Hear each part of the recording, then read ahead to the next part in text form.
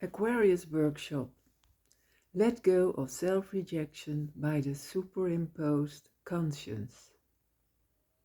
And I start with a quote from Pathwork Lecture 116 with the title Struggle Between Lower Self and Superimposed Conscience.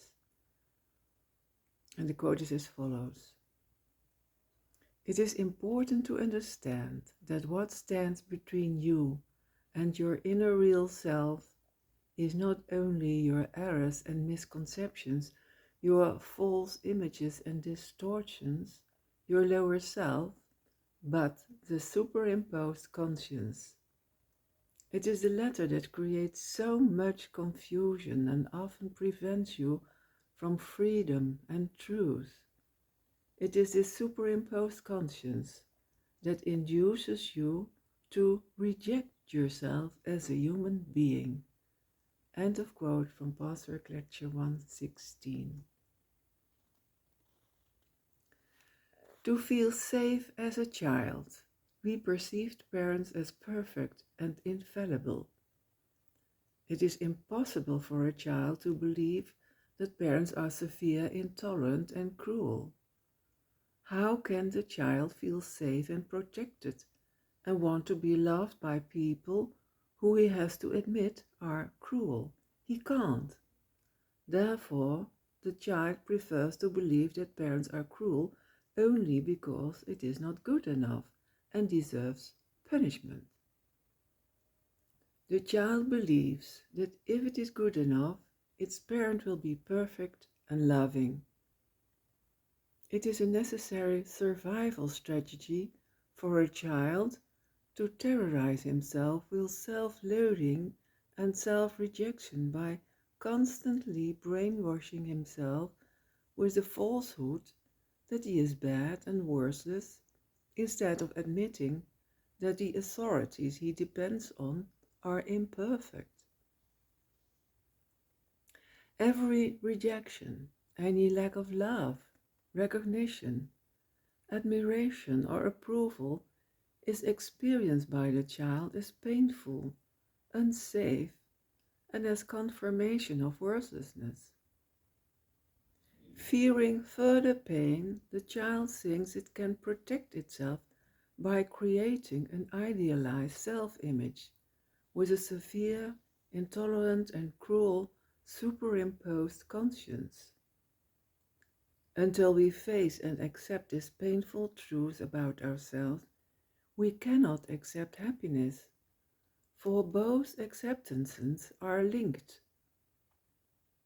Self-rejection by the superimposed conscience is an unnatural, cramped, distrustful state of being, in contrast to our true nature, which is relaxed and full of self-respect and self-confidence.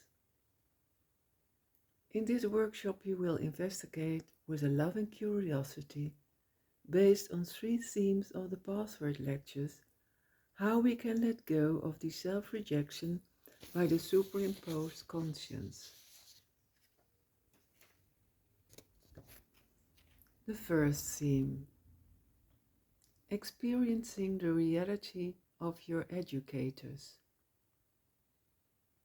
As long as we continue to misinterpret the reality of parents as adults, we deny the right to make mistakes, brainwash ourselves with self-rejection, let the artificially superimposed conscience guide us, and demand perfection from ourselves. We want to remain children, to be emotionally dependent, and not to bear any responsibility for ourselves. On everyone we project substitute parents and demand the love we have missed and refuse to give ourselves. Holding on to the negative pleasure of cruel self-rejection makes us feel broken inwardly, so that we cannot stand on our own feet emotionally and cling to the outside world and fail to develop the inner conscience of the true self. The next quote stems from Pathwork Lecture 99. The moment you experience the important people of your early environment in their reality, there will no longer be a need to love self-rejection. It is only loved because the child in you believes there is nothing else. But the moment it is perceived that you were not rejected because you were unworthy, you do not have to love your rejection anymore. End of quote from Pathwork Lecture 99. The second theme. Understanding the battle between the lower self and the superimposed conscience.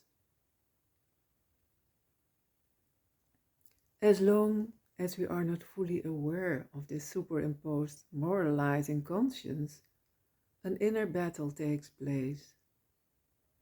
It seems that we can only choose between this superimposed conscience and the dreaded egoistic instincts of the lower self. We do not realize that there is another choice, for the true conscience cannot possibly manifest itself as long as we do not want to let go of this superimposed conscience of the idealized self-image. But we have the inner strength to openly bring out the primitive, selfish, destructive child, fully accepting its reality and understanding this immature aspect without acting on it. The next quote stems from Pathwork Lecture 116. It is noteworthy that you adhere to this superimposed conscience and do not accept your shortcomings or your lower self aspect, whether real or imaginary, only in the realms where your personal specific inner problems exist.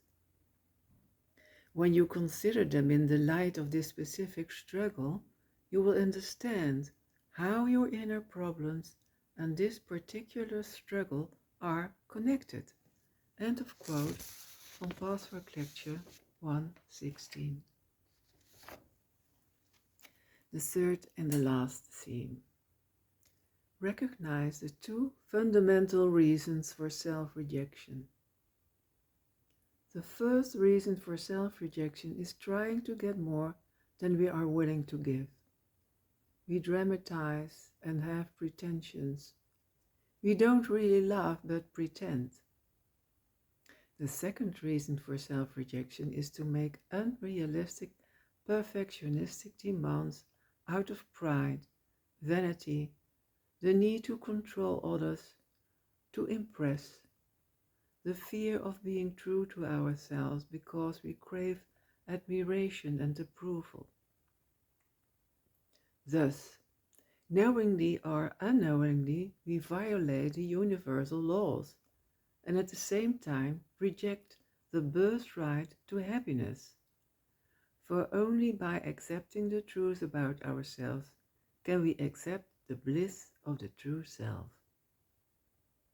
The last quote stems from Pathwork Lecture 170.